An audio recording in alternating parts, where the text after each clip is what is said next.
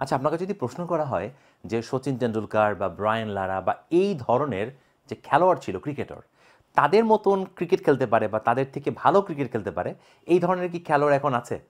অ্যান্সারটা কিন্তু দেওয়া খুব মুশকিল। কেন বলছি? কারণ এই সচিন টেন্ডুলকর বা এই যে নামগুলো বলছি, এরা কিন্তু অনেক আগের যুগের, এবং ওই সময়কালের যে প্রেক্ষাপট, তাদের যে রেকর্ডগুলো ছিল, ওই রেকর্ডগুলো কিন্তু এখন করা আসলে খুব টাফ। যেমন একটা এক্সাম্পল যদি দেওয়া যায়, যে ওই সময় খেলাগুলো হতো কিন্তু 50 ওভারের মেজরিটি খেলা, বা 100 ওভারের টেস্ট ম্যাচ। আর এখন কিন্তু ম্যাক্সিমামই 20-20 ম্যাচ, মানে T20। সুতরাং একটা প্লেয়ার 50 ওভার বা 100 ওভারে তার পারফরমেন্স যেভাবে দেখাতে পারে, 20 ওভারে কিন্তু সেভাবে দেখানোর আসলে সুযোগ নেই। তার মানে ব্যাপারটা এটা দাঁড়াচ্ছে যে আমাদের সামর্থ্য প্রকাশিত হওয়ার এনভায়রনমেন্ট সবথেকে বেশি জরুরি। আমরা যদি সঠিক এনভায়রনমেন্ট না পাই, তাহলে কিন্তু আমাদের সামর্থ্যভাবে বিকশিত আসলে হবে না।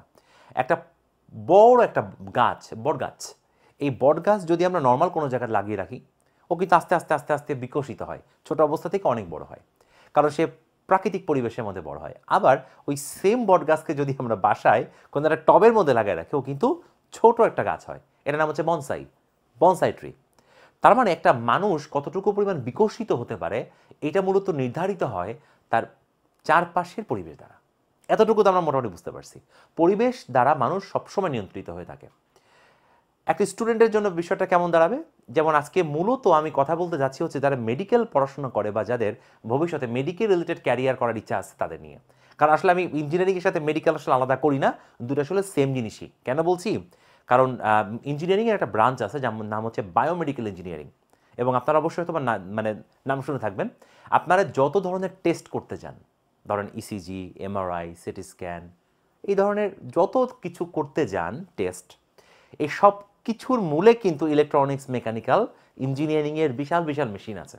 এই মেশিনগুলোই মূলত ওই বিষয়গুলোকে ফাইন্যান্স করে। আপনি আপনার ব্লাড বা আপনার মনে করেন বডির ইমেজিং হবে, বা আপনার বডিতে ফ্লুইডের উপস্থিতি কত পার্সেন্ট কমছে বা বাড়ছে এগুলো জানা হবে। এগুলো সবই কিন্তু মূলত ইঞ্জিনিয়ারিং টুলস ইউজ করে জানা হয়। এবং মেডিকেল বা ডক্টর যারা থাকেন, তাদের কাজ থাকে যে কতটুকু ডেভিয়েশন হয়েছে, আর এটা অ্যাডজাস্ট করার জন্য আমার কী কী পদক্ষেপ নিতে হবে। এটা কি সার্জারিতে হবে নাকি আমার মেডিসিনে হবে? সুতরাং ইঞ্জিনিয়ারিং মেডিকেল আসলে একই প্যারালাল একটা বিষয়বস্তু, যেটা আমাদের মানব সভ্যতার জন্য কাজে লাগে। ওকে, সো কেন বলছি কথাটা? যে বাংলাদেশে আমরা যখন স্টুডেন্ট ছিলাম, তখন এই পরিমাণ কিন্তু প্রাইভেট মেডিকেল কলেজ আসলে ছিল না। প্রাইভেট মেডিকেল কলেজের সংখ্যা কিন্তু কম ছিল, অনেক কম ছিল, হাতে গোনা কয়েকটা। কিন্তু এই বিগত 15-20 বছরের মধ্যে মেডিকেল কলেজের সংখ্যা গভর্নমেন্টের থেকে দেখা যাচ্ছে প্রাইভেট মেডিকেল সংখ্যা অনেক বেশি।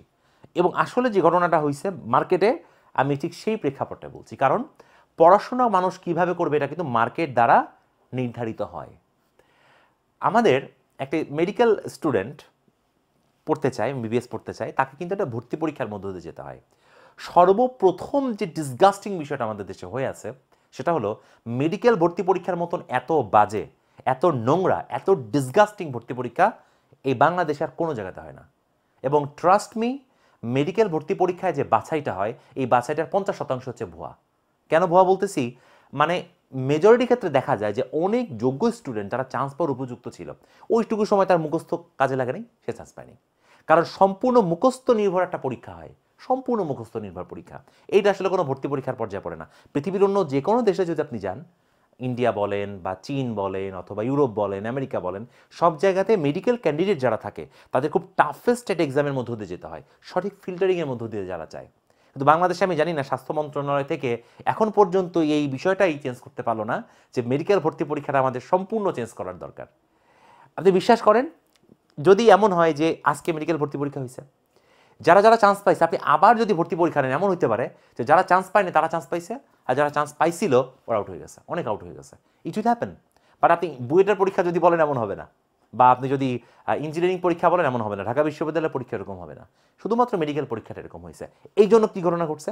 দেখা যাচ্ছে যে প্রাইভেট মেডিকেল কলেজে বাবার টাকা পয়সা আছে, হয়তো বা সামহাও গভর্নমেন্টে চান্স পায়নি, পড়ে অনেক ভালো অবস্থানে যাচ্ছে, এরকম হাজার হাজার নজির আশেপাশে হয়ে যাচ্ছে পুরোপুরি। হোয়ারাজ গভর্নমেন্ট মেডিকেলে পড়তেছে, দেখা যাচ্ছে লাস্ট ইয়ার পর্যন্ত যেতে নিজের ওই কনসিস্টেন্সি ধরে রাখতে পারতেছে না। তার মানে ব্যাপারটা যদি এমন হয় যে আমরা হায়ার স্টাডিজের কথা যদি চিন্তা করি, হায়ার স্টাডিজ মানে কি? যেমন এফসিপিএস, তাই না? এফসিপিএস, অথবা যদি আমরা বলি হচ্ছে এমনি বাংলাদেশে এই যে হায়ার স্টাডিজগুলো আছে, বা মনে করলাম এমআরসিওজি, এই যে হায়ার স্টাডিজগুলো আছে, এই হায়ার স্টাডিজগুলোতে অংশ নেওয়ার জন্য ক্রাইটেরিয়া থাকে হচ্ছে তাকে এমবিবিএস পাস করা লাগবে, মানে তার বিএমডিসির একটা রেজিস্ট্রেশন নাম্বার লাগবে যে সে ডাক্তারি পাস করছে। সেটা গভর্নমেন্ট থেকে হইতে পারে, প্রাইভেট থেকে হইতে পারে, ঠিক আছে। এবার এই যে এফসিপিএস বসতেছে বা এমডি বসতেছে বা এমআরসিওজি বসতেছে, দেখা যাচ্ছে এইখানে যাওয়ার পর একটা হরিবল ঘটনা ঘটতেছে, এবং এটা অনেকে হয়তো বা বিশ্বাস করবেন কিনা আমি আসলে জানি না, বাট যারা এই রিলেটেড কাজ করেন তারা হয়তো বা জানবেন। হরিবল ঘটনাটা কি ঘটতেছে, দেখা যাচ্ছে যে এখানে অনেক ক্ষেত্রে 60-40 হয়ে যাচ্ছে, অথবা 50-50 হয়ে যাচ্ছে, অথবা 50-50 হয়ে যাচ্ছে, অথবা আর একটু হয়তো বা কম বেশি হতে পারে। তার মানে যে অনেক ক্ষেত্রে দেখা যাচ্ছে অনেক অনেক বছর যে পাবলিক ইউনিভার্সিটি বা পাবলিক মেডিকেলগুলো থেকে প্রাইভেট মেডিকেল কলেজ ভালো করে ফেলতেছে কয়েকটা পরীক্ষাতে, আবার উল্টা হইতেছে যে প্রাইভেটের থেকে পাবলিক ভালো করতেছে। তার মানে বিষয়টা কি দাঁড়াচ্ছে যে এই হায়ার স্টাডিজগুলো কিন্তু আসলে আসল। আপনি এমবিবিএস পাস করছেন, আপনার কাছে কি কেউ ক্রিটিক্যাল কোনো রোগ নির্ণয় করার জন্য যাবে বা ট্রিটমেন্টের জন্য যাবে? যাবে না। কিন্তু আপনার কাছে কিন্তু অবশ্যই যে উচ্চতর ডিগ্রিগুলো যদি না থাকে, তার মানে আসলে আপনি ক্যাপাবল না। কারণ এই যে পরীক্ষাগুলো হয়, এই পরীক্ষাগুলোর কোশ্চেন হচ্ছে আপনার পুরা 5 বছর মেডিকেল লাইফে আপনি যা কিছু করছেন তা অ্যাট এ গ্লান্স মোটামুটি দেখে ফেলা যায় যে আপনি আসলে কতটুকু জানেন, কতটুকু সিরিয়াস, আপনি কাজের প্রতি কতটুকু ভক্তি ছিল আপনার, আপনি সব কিছু মোটামুটি এই পরীক্ষাগুলোতে জাজমেন্ট করা যায়।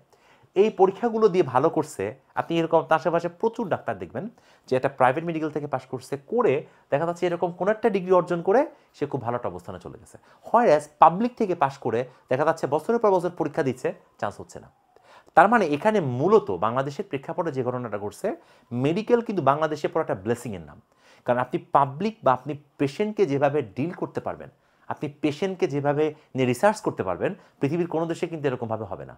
আপনি একটা গভর্নমেন্ট মেডিকেলে যদি যান, আপনি শত শত হাজার হাজার পেশেন্ট পাবেন যাদেরকে আপনি বাংলা ভাষায় বলা রাফ ইউজ করতে পারবেন।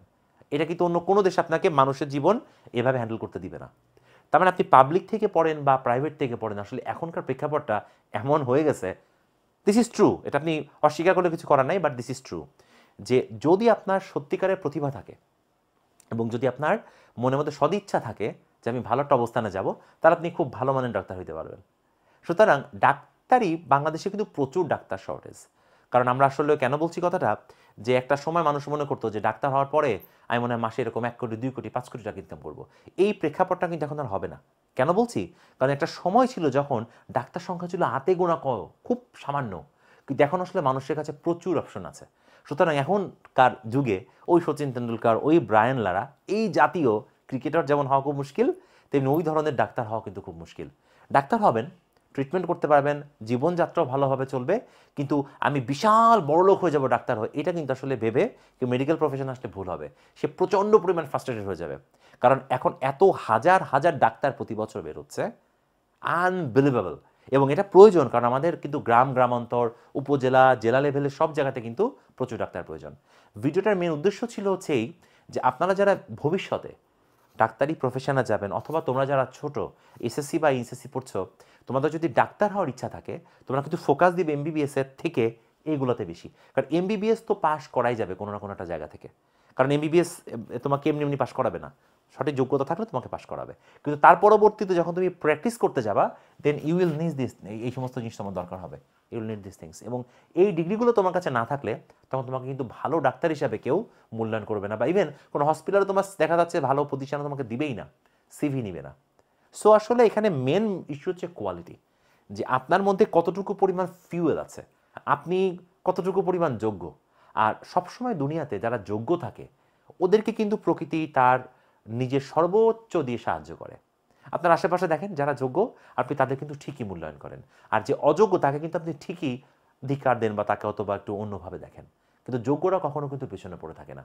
সুতরাং সবার আগে নিজের যোগ্যতা বাড়াতে হবে, এবং নিজের যোগ্যতা বাড়িয়ে মানব কল্যাণের জন্য কাজ করতে হবে, যাতে সেই কাজ দ্বারা দেশ এবং দশের অনেক উপকার হয়।